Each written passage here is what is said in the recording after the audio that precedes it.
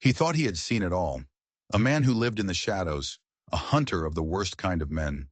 But what happened next? He never could have seen coming. Rain came down like a slap in the face. Warren Blackwood had a death grip on Grace Whitley's arm, dragging her through the mud. His breath, a mix of hate and whiskey, burned her ear. "Time's up, Grace," he snarled. "There are other ways to settle a debt." Grace's heart hammered against her ribs. She was alone. The whole town of Willow Creek had their doors shut, their curtains drawn. Nobody would help her. Nobody ever did. Suddenly, a shadow peeled itself from the blackness of the night. A tall, silent man in a long coat. Warren didn't even see it coming. One second he was laughing. The next he was flat on his back, blood gushing from his nose. The stranger stood over Warren, not saying a word. His silence was more terrifying than any threat. Warren scrambled away, cursing into the storm. Then the man turned to Grace. He held out a hand, calloused and scarred. Grace hesitated, then placed her trembling fingers in his. He lifted her up, as if she were made of glass, as if she were precious. He walked her to her cabin, lit a fire, and set water to boil for tea. He never spoke, but in the firelight, she saw his face, weathered, tired, with eyes as gray as a winter sky, eyes that had seen too much. When the tea was ready, he moved to the door. "Wait," Grace finally whispered. "Why did you help me?" The stranger paused, his hand on the latch. "Nobody else would," he said. His voice was rough, as if unused. Then he was gone, swallowed by the storm, leaving Grace clutching a warm cup, wondering who this man was. He was violent, but gentle. He was a mystery, and she had a feeling he wasn't here by chance. 3 days earlier, Grace walked through town. She had learned to ignore the whispers. Poor thing, still wearing black. Thomas Whitley wasn't worth all that mourning. 2 years a widow, and the gossip never stopped. Her destination was the general store, and she dreaded it. Warren Blackwood, the man who owned half the town's debt, including her husband's. Her pantry was bare, and her pride wouldn't feed her. The bell above the door jangled as she entered. 3 men at the counter went silent. Warren emerged, a too-wide smile on his face. "Mrs. Whitley," he said, the title like a joke. "Still behind on last month's payment." Grace held up a small pouch of coins. "I have money today." Warren's smile tightened. "I was hoping we might come to another arrangement." Grace stepped back. Warren's smile was a promise of something terrible. Just then the door opened again. Another stranger, tall in a dust-covered coat and a hat pulled low. The men at the counter stiffened. Even Warren grew quiet. "Whiskey." The stranger's voice was like grinding stone. He paid, took the bottle, and left. Warren surprisingly said nothing. "Who was that?" Grace asked, curious despite herself. Old Jim Miller, a man who'd seen it all, shook his head. "Trouble, most likely. Men like that don't come to a town unless they're running from something. Or hunting someone," another man added. Warren slid Grace's supplies across the counter. "Best mind your own business, Mrs. Whitley. Men like that aren't for decent women to concern themselves with." A flash of possessiveness. Grace found it odd. Warren Blackwood had never shown an ounce of concern for her.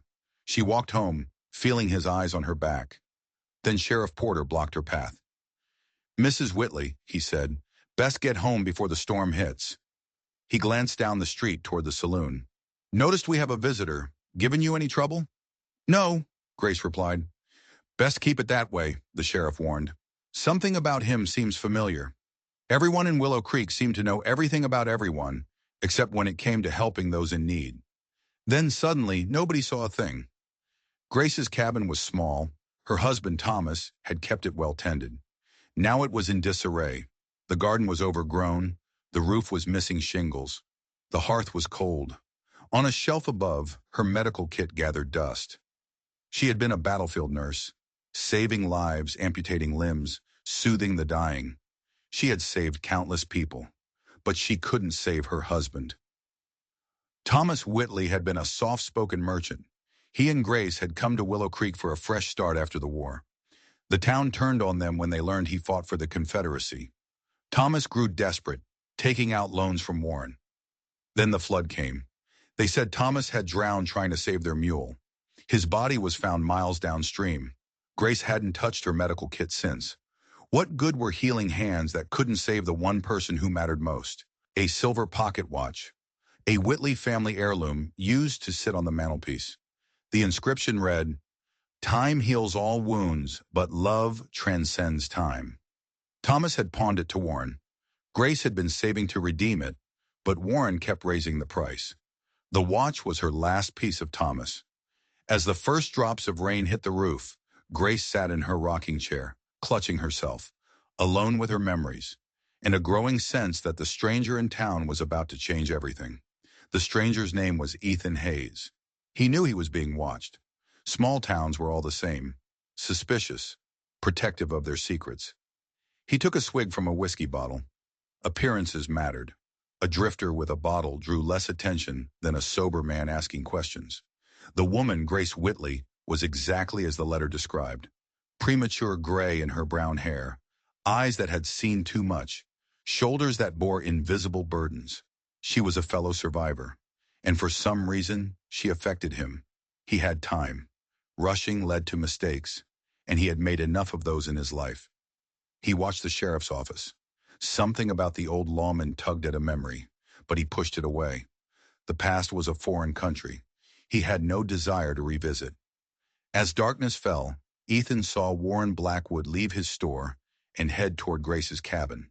He waited, then followed, moving with the quiet precision that had kept him alive through the war.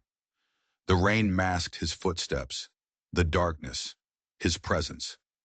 He watched from the edge of the juniper grove as Warren pounded on Grace's door. He saw Warren force his way inside. He saw them argue. Husband was a coward and a thief. Warren's voice carried on the wind. You'll pay what's owed. When Warren grabbed Grace's arm, dragging her out, Ethan had seen enough. He circled around, intercepting them on the road. The rest happened as if scripted. Warren pulling Grace through the mud, Ethan emerging from the darkness. The brief, efficient violence.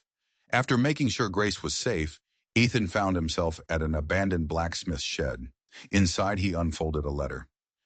Mr. Hayes, evidence has surfaced linking Warren Blackwood to the trafficking operation we've been investigating. Your task is observation only. Do not engage directly. We need him to lead us to his brother and the rest of the network. Marshall Collins. Ethan refolded the letter. He had already broken his instructions, but some lines he knew couldn't be crossed. Watching a woman be dragged through the mud was one of them. He settled in for another sleepless night. Sleep had been his enemy since Gettysburg. It brought the faces of men he had killed, comrades he had failed to save, and the constant gnawing certainty that no amount of good deeds could balance the blood on his hands.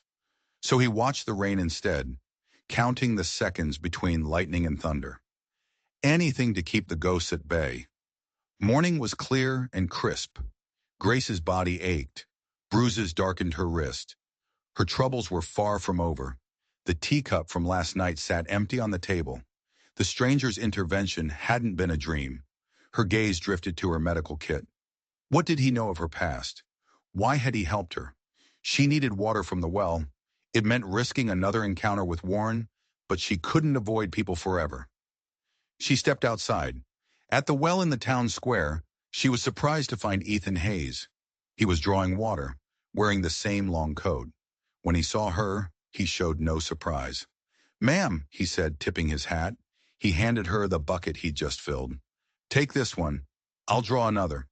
You don't have to. I know. Grace accepted the bucket. I wanted to thank you, she said.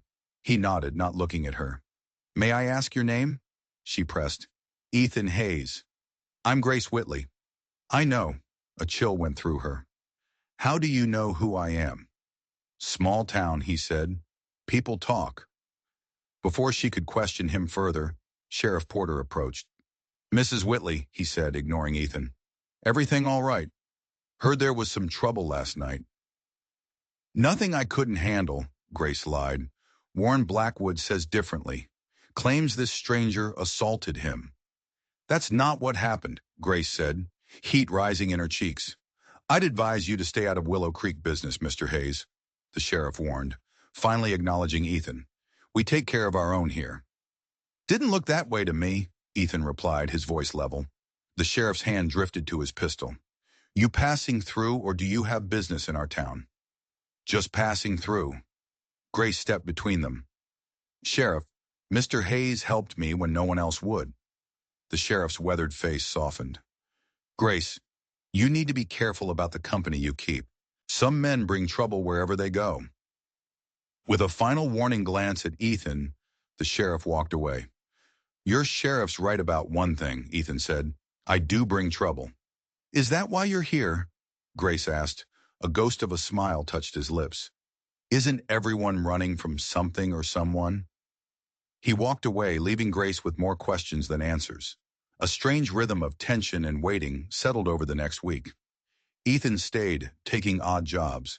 Each morning, Grace would find a neat stack of firewood by her door. Her crooked gate was suddenly repaired. The leak in her roof, gone. She never saw him do it, but she knew it was him. Warren Blackwood kept his distance, but his eyes followed her everywhere, calculating, patient, waiting for the right moment. On the seventh day, Grace went to the creek that ran behind her property. She carried a basket and a garden trowel, determined to reclaim a piece of her former life. The garden had been Thomas's pride. She knelt in the overgrown patch, pulling weeds. The physical labor was grounding. For the first time in months, she remembered Thomas without the crushing weight of grief. His laughter, the way he would give her the first ripe tomato. He loved this garden. Grace startled. Ethan stood a few feet away, holding an axe. How would you know that? She asked. A man who plants like this. He wasn't just growing food. He was creating something he loved. Something in his expression closed. Need help? Grace hesitated, then nodded. I'd appreciate that. They worked in companionable silence for a time. Why are you helping me? Grace finally asked. Does there need to be a reason? In my experience, yes. People don't help without expecting something in return. His hand stilled. And what does Warren Blackwood expect in return for his help? Grace's jaw tightened. That's not your concern. It became my concern when he dragged you through the mud. Ethan's voice was even, but she sensed the anger. What hold does he have over you? Grace told him about the debt, about the pocket watch Thomas had pawned. Time heals all wounds, but love transcends time, Ethan said softly. Grace's head snapped up. How do you know that? The inscription was unique. No one in town would know it. Just a common saying, he lied. Before she could press him, a shout came from the road. A young woman appeared, hands on her hips. She had the same gray eyes as Ethan, but her face was sharper. Of course I'd find you playing in the dirt instead of doing what you came here for, she said, addressing Ethan. Abigail, I didn't expect you so soon. The young woman looked at Grace. And you must be the widow who's got my brother forgetting his purpose. That's enough, Abby, Ethan warned. Grace, this is my sister, Abigail Hayes. She lacks manners, but means well. We need to talk privately, Abigail said. Ethan nodded to Grace. I'll come back tomorrow. As they walked away, Grace heard Abigail's fierce whisper. You were supposed to be watching Blackwood, not playing house with his latest victim. A cold realization settled in Grace's stomach. Ethan Hayes hadn't come to Willow Creek by chance. He was watching Warren Blackwood. He was a lawman, and his interest in her had probably just been a convenient cover. The thought shouldn't have hurt as much as it did. Ethan led Abigail to the blacksmith's shed where he was staying. Still living like you expect to run at any moment, she observed. Old habit, he replied. What news from Marshal Collins? Blackwood's brother has been spotted in Carson City, Abigail said. They think the next shipment of girls is coming through in 2 weeks. That doesn't give us much time. It would be plenty if you'd been doing your job instead of fixing leaky roofs. Abigail's tone was accusatory. This isn't like you, Ethan. I'm doing exactly what Collins asked, he insisted, pacing. Just helping the widow while I'm at it. The widow? Abigail studied him. Every time you try to save someone, you end up in more trouble than they were in to begin with. This is different. That's what you said in Carson's Valley, and in St. Louis. Look how those turned out. A man still ended up dead, and you nearly got hanged for it. The question hung in the air. How many times could he tempt fate before it turned against him for good? What does she know about you? Abigail asked. Nothing. Keep it that way. Eliza's been dead for 8 years, Ethan, Abigail said softly. Saving this Grace woman won't bring her back. It won't wash the blood from your hands. Ethan turned away, unable to face the truth. Abigail had always been the practical one.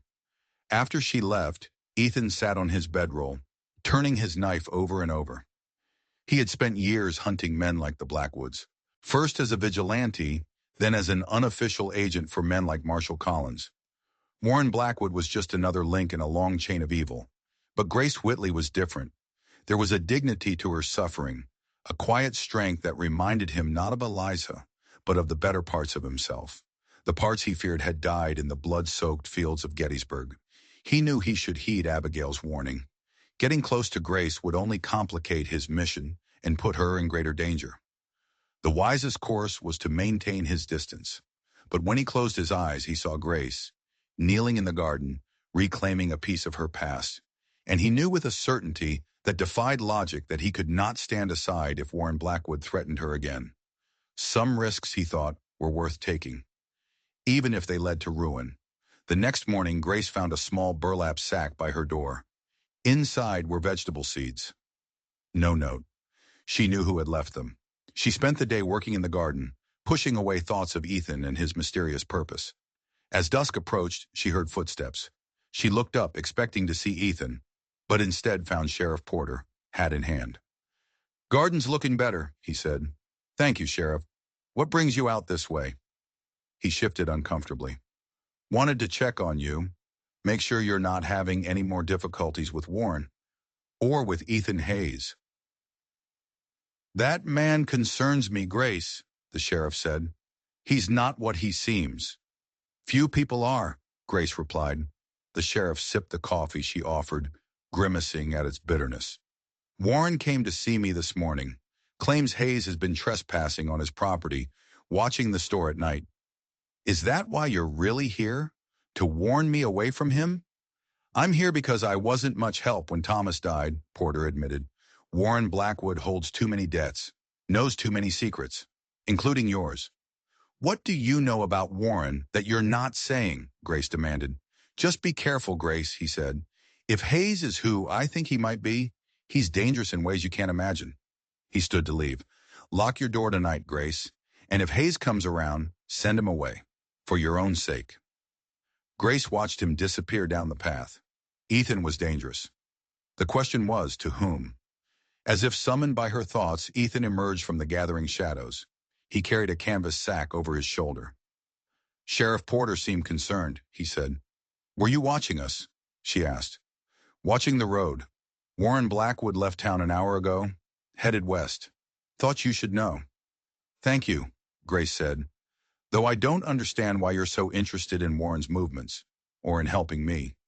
Ethan set down the sack. "May I?" he asked, gesturing to a chair. Grace nodded. "I brought some things for your garden," he said, indicating the sack. "Tools, mostly. Your trowel looked about ready to break." "You didn't answer my question," Grace pressed. "No, I didn't." A whip-poor-will called from the trees. "The war has been over for 7 years," Grace said suddenly, "but you still can't sleep, can you?" Surprise flickered across his face. "How did you know?" "I was a battlefield nurse. I've seen that look hundreds of times. You see them in your dreams, don't you? The men you couldn't save, or perhaps the ones you killed." "Every night," he admitted. "I see Thomas," Grace said softly. "Sometimes I think I catch glimpses of him, or hear him moving about the cabin. Perhaps I am going mad." "You're not mad," Ethan said. "Just haunted, like me." The simple acknowledgement of their shared burden created a connection deeper than words could express. "I should go," Ethan said eventually, rising. "Lock your door, as the sheriff suggested." "Why, Ethan? What do you know that I don't?" He hesitated, then plunged in. "Warren Blackwood isn't just a storekeeper with questionable business practices. He's involved in things that would turn your stomach. He's part of a network that traffics young women to mining camps. They target vulnerable women, widows without family connections, girls who've lost their parents." Grace felt the blood drain from her face. "And you think he intends that for me?" "I think you've resisted longer than most, which has made you a challenge." Men like Warren enjoy breaking strong spirits. His voice hardened. That's why I intervened the other night, and why I've stayed close. You're a lawman then? She asked. Not officially. I work with a federal marshal sometimes, tracking men like Warren. So all of this, the firewood, fixing my roof, helping with the garden, it's just a cover for your real purpose? It started that way, Ethan said bluntly, but not anymore. Why do you care what happens to me? She asked. I'm nothing to you. Ethan took a step closer. You remind me of someone I used to be, someone who believed in healing instead of hurting. He gestured toward her medical kit on the shelf. You've stopped using your gift, just as I've corrupted mine. Maybe that's why I can't walk away. Maybe I'm hoping that by helping you find your way back, I'll find my own. The vulnerability in his admission left Grace speechless. Before she could respond, he stepped back. The moment broken. Lock your door, he repeated. I'll be nearby if you need me. He melted into the darkness, leaving Grace on her porch, her heart racing. The silver gleam of her medical kit caught the last light of day, a silent reminder of the healer she had once been, and perhaps with Ethan's help might become again. The next day a quiet rhythm settled. Grace worked in her garden. Ethan continued his odd jobs. They seldom spoke when others were present, but in the evenings he would often work alongside her, silently until dusk. Warren returned 2 days later, his mood darker than before. Your protector won't always be around, he said one afternoon as Grace passed the store. We have unfinished business, you and I. Grace's heart hammered against her ribs as she hurried away. Warren's threats were no longer just about debt. There was something more malevolent now. A week after Abigail's arrival, Grace woke to the soft sound of piano music. It was haunting, melancholy, a nocturne Thomas had loved. She lay still, wondering if she was dreaming. The music came from the direction of the abandoned church. She rose, wrapped a shawl around herself, and followed the melody. The church's broken steeple reached toward heaven. The music grew louder as she approached. She pushed the door open. It creaked in protest, then settled. Inside, the interior was bathed in the soft glow of a single lantern, and sitting at an old upright piano, his back to her, was Ethan Hayes. His fingers moved over the yellowed keys with practiced ease. His head was bowed, eyes closed, lost in the music as if in prayer. Grace stood transfixed. This was a side of him she hadn't imagined. The hardened man with scarred hands creating something so beautiful, it brought tears to her eyes. He didn't notice her until the music faded. I didn't mean to intrude, Grace said softly. I couldn't sleep. You never do. He smiled faintly. The piano helps sometimes, gives my hands something to do besides hold a weapon. Grace moved closer, sitting beside him on the worn bench. Where did you learn to play? My mother taught me. She believed music civilized the soul, said a man who could create beauty would think twice before destroying it. She was wise. She was wrong. Ethan's hand stilled on the keys. I played the same nocturne the night before Gettysburg. The next day, I killed 17 men. The starkness of his confession hung in the air. The world isn't divided into good men and bad men, Grace said finally. Just men who make choices, moment by moment. Sometimes terrible ones. Her hand moved to cover his on the keys, a healer's instinct. That's what you're doing now, isn't it? Something, however small, against men like Warren. It never feels like enough. It never is, Grace agreed, but it's still worth doing. They sat in silence as dawn light began to filter through the windows. Something shifted between them, a recognition of shared purpose, shared pain, and perhaps something more. Play something else, Grace said. Something hopeful this time. Ethan obliged. His fingers found a lighter melody, a tune that spoke of sunrise and new beginnings. As the music filled the church, Grace closed her eyes and allowed herself to truly feel for the first time since Thomas's death. Not just grief, but the full spectrum of emotions she had denied herself for so long. When the last notes faded, she opened her eyes to find Ethan watching her. We should go, he said. As they walked back toward her cabin, Grace asked the question that had been nagging at her. You're the ghost of the church, aren't you? The one people have been whispering about? He gave a half smile. Suppose I am. Why play there? Why not somewhere more private? Churches have good acoustics. His smile faded. And I needed somewhere to think. Somewhere I might be closer to understanding. Understanding what? Ethan stopped, turning to face her fully. Why I can't walk away from Willow Creek. From this mission. From you. The honesty stole her breath. Before she could respond, a writer appeared. It was Jim Miller, the postmaster. Telegram came from Mr. Hayes yesterday. Been looking all over for him. He squinted at Ethan, then Grace. Sheriff Porter's looking for you too, Hayes. Says it's urgent. I'll find him, Ethan said, taking the telegram. I need to read this and speak with the sheriff. Will you be all right? I survived 2 years in Willow Creek before you arrived, Mr. Hayes, Grace said, her spine straight. I think I can manage a morning without your protection. A flash of admiration crossed Ethan's face. I never doubted it, Mrs. Whitley. He tipped his hat and strode away. Grace watched him go, her fingers unconsciously touching the spot on the piano bench where they had sat together. Ethan found Sheriff Porter in his office, boots propped on his desk. Figured you'd turn up eventually, Porter said. Heard you've been getting friendly with Grace Whitley. Small town, Ethan replied. Nothing stays secret for long. That's why I'm wondering what a man with your particular history is doing in Willow Creek. The sheriff's gaze was sharp. You expecting me to believe that, Sergeant Hayes? The use of his military rank sent a jolt through Ethan. Don't know what you're talking about, Sheriff. Save it, son. I was at Chancellorsville. Saw you leading a charge. Never forget a face, especially not one that looked like yours that day. Like you'd made a pact with the devil and just realized the cost. Warren Blackwood says you've been watching his store at night, Porter continued. Is that a crime? Could be. Look, Hayes. Willow Creek isn't what it once was. Warren Blackwood holds more mortgages than the bank. He's not a good man, but he's a necessary one. Necessary for what? Survival, Porter's voice hardened.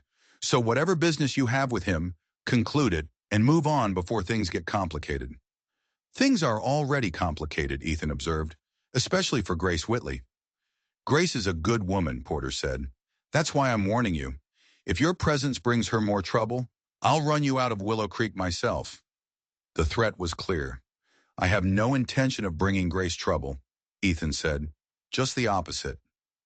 Porter studied him for a long moment, then nodded. See that you don't. Ethan left the office with more questions than answers. How much did Porter really know? And where would his loyalty lie when the truth came out? Behind the livery stable, Ethan finally opened the telegram. The message was brief. Blackwood brother arriving Willow Creek stop. Evidence suggests larger operation than suspected. Stop. Maintain distance from widow. Stop. Collins. Ethan crumpled the paper. The marshal's instructions came too late. He was already too involved. He smoothed the telegram, reading it again. Marcus Blackwood was coming to town. The implication sent a chill down his spine.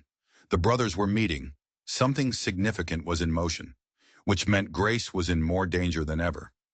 Grace was hanging laundry when Abigail Hayes appeared. We need to talk, Abigail announced. About my brother? Grace asked. I wasn't aware Ethan required a spokesperson. A flicker of admiration crossed Abigail's face. He doesn't, but he's not thinking clearly where you're concerned, and that makes him dangerous to himself and to you. Why don't you say what you really came to say, Miss Hayes? Fine. Stay away from my brother. He won't walk away from you, so you need to walk away from him. I didn't ask for his help. Doesn't matter. He's decided you need protecting, and once Ethan makes up his mind about something, he's as stubborn as a mule with a toothache. Abigail's expression softened. It's going to get him killed one day. The genuine concern in her voice caught Grace off guard. You really believe he's in danger because of me? I know it. Abigail's voice lowered. Has he told you about Carson's Valley? About Judge Rowland? Grace shook her head. A year ago, Ethan was investigating a trafficking ring, Abigail explained. The local judge was protecting them. Ethan found out the judge was personally abusing some of the girls. One night, the judge attacked a girl. Ethan intervened. There was a fight. Ethan left him alive. But someone else killed the judge later that same night. Shot him point blank while he slept in his jail cell. Ethan was blamed. There was a warrant, a manhunt. He barely escaped with his life. The revelation settled heavy in Grace's stomach. Why are you telling me this? Because you need to understand what's at stake. Warren Blackwood isn't just a small-town bully. He's part of a network that stretches across 3 territories. His brother Marcus is even worse. A man who's killed witnesses, lawmen, anyone who threatens their operation. Grace felt a chill. And you think they've targeted me? I think your continued resistance has made you a challenge he's determined to break. And I think my brother sees in you a chance for redemption he doesn't deserve and won't find. The blunt assessment struck Grace like a physical blow. I appreciate your candor, Miss Hayes, Grace said, her voice steadier than she felt. But I don't believe Ethan's intentions are as calculated as you suggest. You're both stubborn fools. Just remember I warned you when everything falls apart. Abigail turned to go, then paused. If you hear the name Eliza, don't ask about her. Some wounds never heal, no matter how skilled the nurse. With that cryptic statement, she strode away. Who was Eliza, and what would Warren do when his brother arrived? Grace resumed hanging laundry, her thoughts on a man whose scars ran deeper than she had imagined. The brothel at the edge of town didn't officially exist. Sheriff Porter collected a fee to ensure it remained undisturbed. Ethan had avoided the place until now, but with Marcus Blackwood's imminent arrival, he needed information. The madam, a woman who called herself Duchess, eyed him with professional assessment. Well, well, she drawled. The mysterious Mr. Hayes finally graces us with his presence. I'm looking for information, not company, Ethan said, producing a gold coin. That buys you 15 minutes with Lily, Duchess said. She hears things, especially from Warren. He talks too much when he's in his cups. Lily, a young woman with tired eyes, waited in the back parlor. So you're the one Warren's been cursing about, she said. I need information about Warren's brother, Marcus. Fear flashed across Lily's features. I don't know anyone by that name. Yes, you do, and you're afraid of him. What's it worth to you? Lily's mask dropped, revealing a desperate hope. Passage out of Willow Creek, for me and 2 others, before he comes. Marcus is coming here? Ethan asked, though he already knew the answer. Lily nodded. When Marcus comes, girls disappear. They're sent to mining camps or worse places. They never come back. Cold fury settled in Ethan's chest. When is he arriving? Tomorrow on the afternoon stage. Lily's eyes pleaded with him. Can you help us? Helping them would alert Warren that someone knew about Marcus's arrival. It might drive the brothers underground before he could gather the evidence Marshal Collins needed. But looking at Lily's face, still capable of hope, Ethan couldn't use her as bait. Pack only what you can carry, he said, making his decision. Be ready tonight after midnight. I'll have horses waiting behind the livery stable. Relief flooded Lily's features. Thank you. The door opened abruptly. Duchess stood there, her expression blank. Time's up. And you have another visitor, Lily, an important one. Behind the madam, Warren Blackwood's heavy frame filled the doorway. If it isn't the widow's protector, seems your tastes are more varied than the town suspected. Just having a friendly conversation, Ethan said, retrieving his hat. Funny place for conversation, Warren said, his eyes narrowed. Almost like you were looking for specific information. Just getting to know the town better. Willow Creek has many secrets, Hayes. Not all of them welcome outsiders poking around. I always respect local customs, Mr. Blackwood, until they conflict with basic human decency. Warren's false smile tightened. Decency is a luxury for those who can afford it.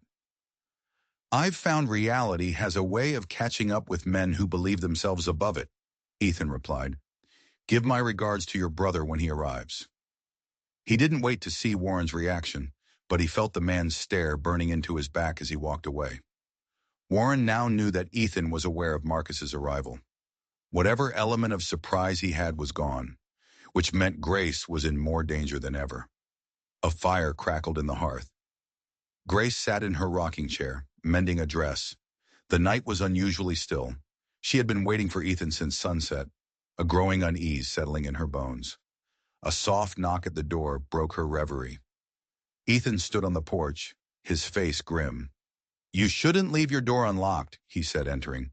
"I was expecting you." He remained standing, too restless to sit. "You need to leave Willow Creek tonight." "What? Why?" "Warren's brother Marcus is arriving tomorrow. He's worse than Warren. You're not safe here anymore." "And where would I go?" Grace countered. "This cabin, this land. It's all I have left." "You have your life," he said. "Everything else can be rebuilt." Easy for a drifter to say. Grace's words came out sharper than she intended. "You're used to leaving places behind. I'm not." He flinched. "This isn't about what's easy. It's about keeping you alive." Grace stood. "Your sister visited me today." Ethan stilled. "Abigail, what did she want?" "To warn me away from you. She told me about Carson's Valley, about Judge Rowland." A muscle ticked in Ethan's jaw. "Did she tell you I didn't kill him?" "Yes, but she said you're still wanted for his murder, that you barely escaped with your life. A man with a price on his head is inserting himself into my life, drawing attention that could endanger us both." "That seems quite relevant, Ethan. I was afraid you'd send me away if you knew the truth." "What is the truth?" Grace asked softly. "Why you chose to help me specifically?" "I couldn't stand by and watch him hurt you," Ethan said, running a hand through his hair. "I've seen too many women suffer at the hands of men like Warren. I've buried too many I couldn't save." "Is that all I am to you? Another woman to save? A chance for redemption?" Ethan crossed the room in 2 strides, stopping just short of touching her. "No, God, no. You're the first person since the war who's made me feel something other than anger or guilt." His voice roughened with emotion. "When I'm with you, I remember there's more to life than vengeance." The raw honesty stripped away Grace's defenses. She reached up, tracing the scar along his jaw. "Then trust me enough to let me make my own choice. I won't run from Warren or his brother. This is my home." He caught her hand, holding it against his cheek. "They'll kill you, Grace. Or worse."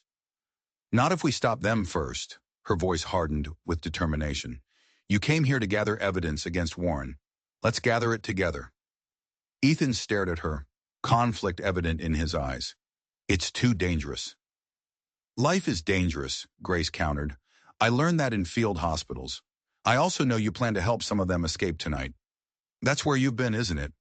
He nodded, surprised again by her perception. "Then go help them. But come back afterward. We have plans to make." He studied her face, finding no sign of fear or doubt. He nodded slowly. "I'll return before dawn. Lock the door behind me." Grace followed him to the threshold. "Be careful, Ethan." "I'm always careful." The ghost of a smile touched his lips. "It's how I've survived this long." After he disappeared into the darkness, Grace secured the door. Then she moved to the shelf where her medical kit had gathered dust for 2 years. The wooden box was worn at the edges. She ran her fingers over the lid, remembering the last time she had opened it. With a deep breath, Grace lifted the box and placed it on the table. Inside, her instruments lay in their felt-lined compartments.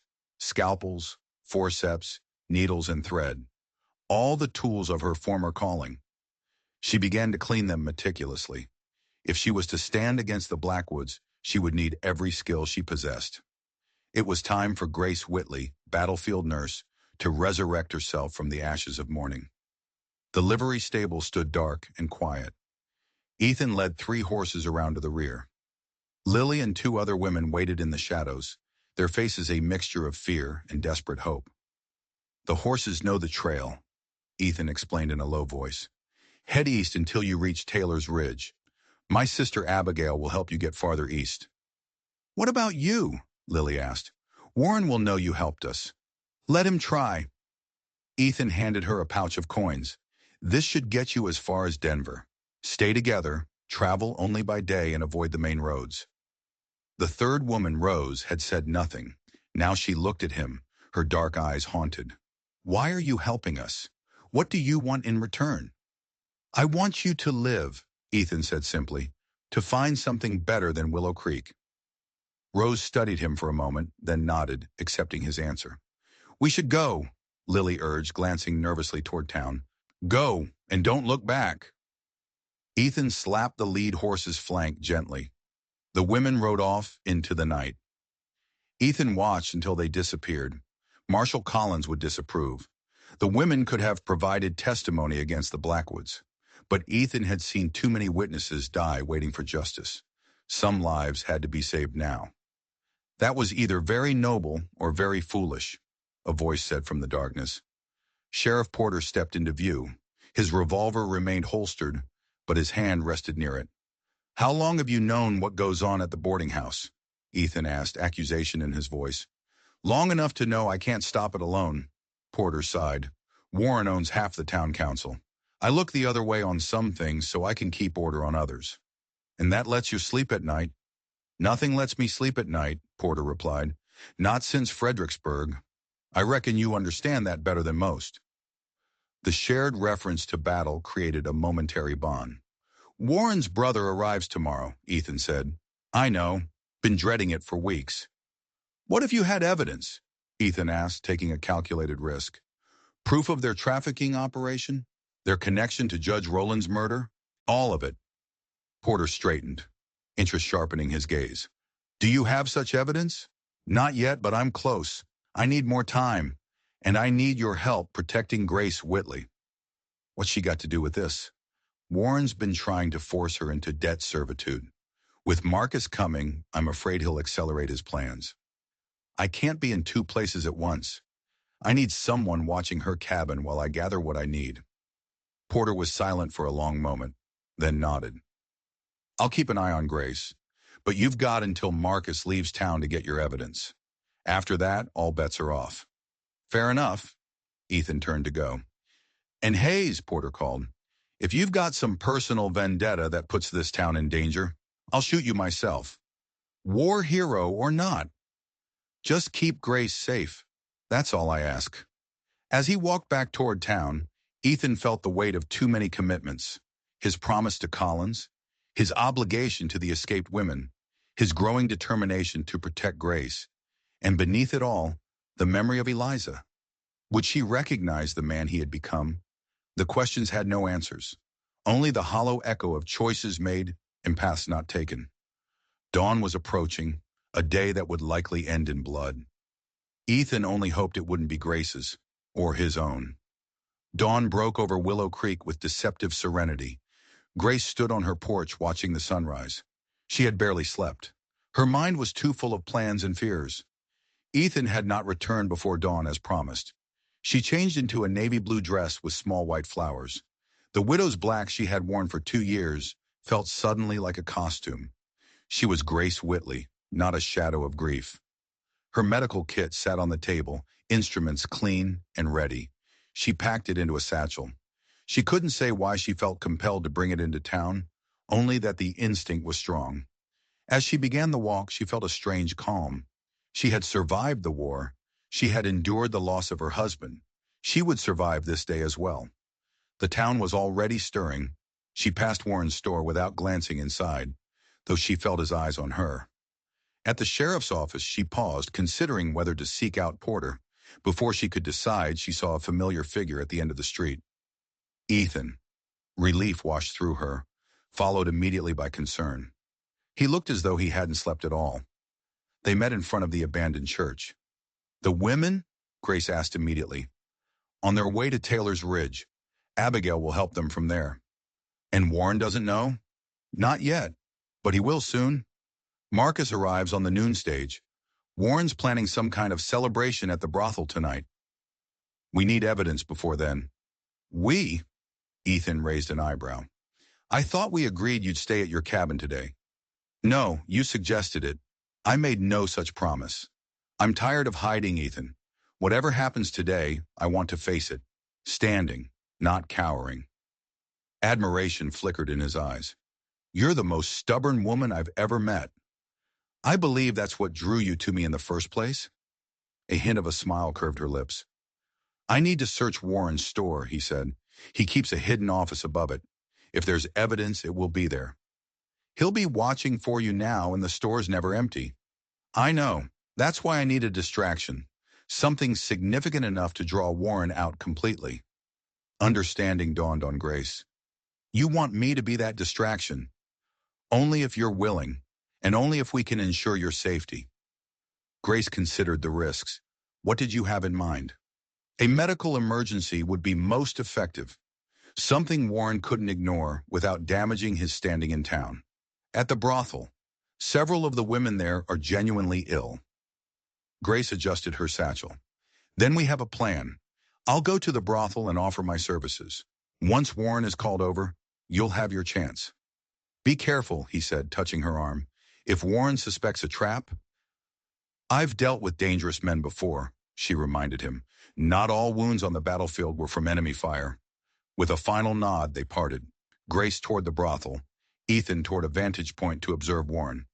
Neither saw the rider who entered town from the east, a rider whose arrival would alter their carefully laid plans in ways neither could anticipate. Duchess was surprised to find Grace Whitley on her doorstep, medical bag in hand. What brings the respectable Mrs. Whitley to my humble establishment? I understand you have women here who are ill, Grace replied. I'm offering my services as a nurse. Since when are you practicing again? Things changed, Grace said simply. May I come in? The madam hesitated, then stepped aside. Ruby's the worst, she said, leading Grace upstairs. Coughing blood since yesterday. Grace examined the girl with gentle efficiency. Ruby couldn't have been more than 20, but hard living had aged her. Her lungs were filled with fluid. Grace prepared a mixture of laudanum and willow bark. She needs clean air, sunshine, proper food, Grace said, knowing these were luxuries the girl couldn't have. And the others should be checked for symptoms. Consumption spreads easily. Warren and his brother own this place, Duchess said, her voice lowered. The girls work off their debts. Only their debts never seemed to get smaller. It was the confirmation Grace had been seeking. She kept her expression professionally concerned. A commotion from downstairs interrupted them. Where is she, Duchess? Warren's voice boomed. I was told Grace Whitley came here. The madam's face paled. He won't like this. Not today of all days. Let me handle Warren, Grace said, moving toward the door. She stepped into the hallway just as Warren reached the top of the stairs, his face flushed with anger. This is an unexpected location to find a lady of your standing, he said. Disease doesn't respect social boundaries, Mr. Blackwood. Grace met his gaze without flinching. Unlike some, I believe in helping those in need without charging interest. The barb struck home. Warren's face darkened. You should be careful about making accusations, Mrs. Whitley. Are you threatening me, Mr. Blackwood? Grace asked, deliberately raising her voice. Because that would be most unwise, particularly in front of witnesses. Warren forced a smile. Not at all. Simply expressing concern for your welfare. Now, if you'll excuse me, I have patients to attend to. She turned her back on him, a calculated risk. She heard his sharp intake of breath. This isn't over, he said, his voice low. On that we agree, Grace replied without turning around. She heard his heavy footsteps retreat down the stairs. The distraction had worked. Warren had left his store unattended. She could only hope Ethan would find the evidence before Warren returned, or before Marcus arrived. Grace spent the next 2 hours examining the brothel's residence. As midday approached, she packed her bag and prepared to leave. A Duchess saw her to the door, a newfound respect in her heavily lined eyes. Grace stepped onto the porch. She spotted Sheriff Porter across the street, ostensibly whittling wood, but clearly watching the brothel. She began walking back toward the center of town. The sun was directly overhead now. The noon stage would be arriving soon, bringing Marcus Blackwood. She needed to find Ethan. A movement at the edge of her vision caught her attention. A woman in men's clothing stood in the shadow of an alley. Abigail Hayes beckoned urgently, then disappeared. Grace followed. She found Abigail waiting, her expression grim. What are you doing here? Grace asked. I was until your husband showed up this morning. Grace stared at her. My what? Thomas Whitley, Abigail said impatiently. Very much alive and looking for you. The world tilted. That's not possible, Grace whispered. Thomas drowned. They found his body.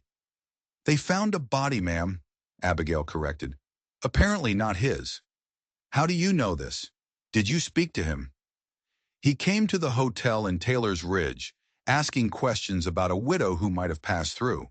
He had proof, letters from you, a photograph, knowledge of things only your husband would know. Abigail's expression softened with uncharacteristic sympathy. He's riding to Willow Creek as we speak, probably already arrived. Grace's thoughts raced. Does Ethan know? Not yet. I came straight to find you. There's more. Your husband says Warren Blackwood tried to kill him that night during the flood. Says he has evidence of Blackwood's criminal activities going back years. Warren tried to murder Thomas? According to him, something about a ledger Thomas found. This changes everything, Grace. If Thomas has evidence against the Blackwoods from 2 years ago, then we don't need what Ethan was searching for today. We need to find him now. They emerged from the alley in time to see the noon stage rolling into town. Grace scanned the street, looking for Thomas or Ethan. Instead, she saw Warren striding purposefully toward the stage, a welcoming smile on his face. The stage door opened, and a man stepped down, tall and lean with fair hair and a neatly trimmed beard. He wore an expensive suit and moved with the confidence of someone accustomed to command. "Marcus," Abigail whispered, loathing in her voice. Grace studied him. Where Warren was brute force, Marcus radiated a colder, more calculated menace. The brothers embraced briefly, then began walking toward Warren's store. "We need to warn Ethan," Grace said urgently. "If he's still in Warren's office when they arrive." Abigail was already moving, slipping through the crowd. Grace followed more slowly. Before they could reach the store, raised voices and a single gunshot shattered the air. The sound came from the direction of the store. Grace broke into a run, heedless of Abigail's shouts to wait, driven by a fear that seized her heart with icy fingers. Please, not Ethan. Not when everything was finally coming together. Not when there was still so much left unsaid. The prayer echoed in her mind as she raced toward the sound of violence. Ethan had not intended a direct confrontation, but seeing Marcus and Warren enter the store, something had snapped. 2 years of hunting men like them. 7 years of sleepless nights. And now the unexpected pain of seeing Grace reunited with the husband she had thought dead. It was too much. He followed the brothers into the store, hand on his pistol. The main room was empty. Warren looked up, surprised. "We're closed, Hayes. I'm not here to shop. I'm here to discuss your business. Your real business." Warren's face hardened. Marcus, whom Ethan recognized from the description, studied him with cold calculation. "I don't believe we've been introduced," Marcus said. "I know exactly who you are. Marcus Blackwood, trafficking, extortion, murder, quite a resume." The brothers exchanged glances. Warren's hand drifted toward the shotgun he kept beneath the counter. "I wouldn't," Ethan warned. "Not unless you want this to end badly for everyone." "Who are you?" Marcus asked. "A lawman? You don't have the look of one. Just a concerned citizen, one who's gathered enough evidence to see you both hang." "Evidence of what precisely?" "Your operation in Denver, the girls you've moved through Carson's Valley, and the special plans you have for Grace Whitley." At the mention of Grace, Warren's control slipped. "She was mine long before you arrived, Hayes. Mine by debt and by right." "She belongs to no one but herself," Ethan said, anger flaring, "and certainly not to a man who tried to murder her husband." The brothers stilled, shock momentarily replacing caution. Warren recovered first, his expression twisting with malice. "So Thomas finally crawled out of whatever hole he's been hiding in. I wondered if he had survived that night." "You're admitting you tried to kill him." "I'm admitting nothing," Warren snapped. "But if Thomas Whitley is back in Willow Creek, he'll soon wish he'd stayed dead." "This conversation has become tedious," Marcus interrupted, his voice controlled. "Whatever evidence you believe you've gathered, it changes nothing. Men like us don't answer to men like you." "No, you answer to federal marshals, and Marshal Collins will be very interested in the documents I found in your hidden office, Warren." Warren's control shattered. "You were in my office?" His hand moved to the shotgun. Ethan drew his pistol. Marcus was faster. He produced a Derringer from his coat and fired. The bullet grazed Ethan's side, a line of fire that tore through his shirt and into flesh. His shot went wide, shattering a jar of candy. Warren leveled the shotgun. Before he could fire, the door burst open. Grace stood there, her face pale. "Stay back," Ethan warned. Behind her, Thomas Whitley and Sheriff Porter approached at a run. "Ethan!" Grace moved toward him. Thomas reached the doorway. "Warren," he said, recognition and old hatred mingling in his voice. "Thomas, back from the dead, I see. How disappointing." Sheriff Porter pushed past them, his revolver drawn. "Everyone stand down now." For a tense moment, no one moved. Then Marcus slowly raised his hands. "A simple misunderstanding, Sheriff." "They shot first," Ethan said through gritted teeth, "after Warren admitted trying to kill Thomas Whitley." "Lies! I admitted nothing," Warren spat. "I heard it," Grace said firmly. "I heard Warren say Thomas should have stayed dead." Thomas moved to her side. "I have evidence, Sheriff. Documents proving Warren's involvement in criminal activities." "As do I," Ethan added. "Financial records. Everything needed for a federal case." Marcus's composed facade cracked. "You're bluffing." "Your man in Denver thought differently," Thomas said. "He gave me a comprehensive accounting before you had him killed." Porter took advantage of their momentary uncertainty. "Warren and Marcus Blackwood, I'm placing you under arrest." For a heartbeat, it seemed they might comply. Then Warren's face contorted with rage. "This is my town. I won't be taken by an old drunk with a badge." He swung the shotgun toward Porter. Thomas lunged forward, catching the barrel. The blast tore into the ceiling. In the confusion, Marcus bolted for the back door, shoving Grace aside. Ethan moved to pursue him, but staggered as pain lanced through his side. "Go!" Porter shouted. "Don't let Marcus escape!" Despite his injury, Ethan pushed through the pain. He ran after Marcus, following the sounds of the fleeing man into the alley. The wound in his side protested with each step, but Ethan had learned long ago to set pain aside until the mission was complete. Marcus was heading for the livery stable, planning to take a horse and escape. Ethan cut through a narrow passage, tackling the man as he ran past. They tumbled into the dust. Marcus fought with the desperate strength of a cornered animal. He landed a solid blow to Ethan's wounded side. Stars exploded across Ethan's vision. Through the haze of pain, Ethan was dimly aware of shouts and running footsteps approaching.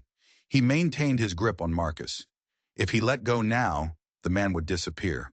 "It's over," Ethan gasped. "No more running. No more girls disappearing in the night." Marcus's refined veneer had vanished, replaced by raw hatred. "You think this changes anything? Men like me are everywhere. There will always be a demand for what we provide." "Maybe," Ethan conceded, tightening his hold. "But you won't be the one providing it. Not anymore." Abigail appeared beside them, her knife pressed to Marcus's throat. "I wouldn't move if I were you." Sheriff Porter arrived moments later, followed by Thomas and several townsmen. Grace was close behind, her medical bag clutched in one hand, her face set with determination. As Porter secured Marcus with handcuffs, Grace knelt beside Ethan. "Let me see," she said gently. "Warren?" Ethan asked, wincing. "Subdued," Thomas answered, watching their interaction. "Grace, you have to be more careful." "I'm fine, Thomas." She worked efficiently, cleaning the wound. "It's not deep, but you'll need stitches and rest." Ethan caught her hand, holding it against his side. "Grace," he began, unsure what he wanted to say. "Later," she said softly, understanding in her voice. "First, we need to get you patched up properly." Thomas stepped forward, offering his hand to help Ethan stand. After a moment's hesitation, Ethan accepted. "She protected herself," he said, honesty compelling him to add, "I just helped when asked." Grace looked between them, these two men who had each, in their way, shaped her life. One from the past she had thought lost, one from a present that had awakened her from grief's long slumber. Both now standing before her, waiting for her to choose. "We should get you both to my cabin," she said finally. "Thomas, you must have questions, and Ethan needs medical attention that can't be provided in the middle of the street." It was a temporary solution, a postponement of the inevitable reckoning. But for now, it was enough. The Blackwoods were in custody. Willow Creek was free from their malignant influence. The rest, the complicated tangle of hearts and histories, would have to wait until the dust had settled. Only then could Grace face the most difficult decision of all, which path her future would take, and with whom she would walk it. As they made their slow way toward her cabin, Grace felt a strange calm descend. Whatever happened next, she would face it on her own terms. She had reclaimed her healing hands, her voice, her strength. And in doing so, she had found not just the possibility of love, but something even more precious, herself. If you enjoyed this story, don't forget to subscribe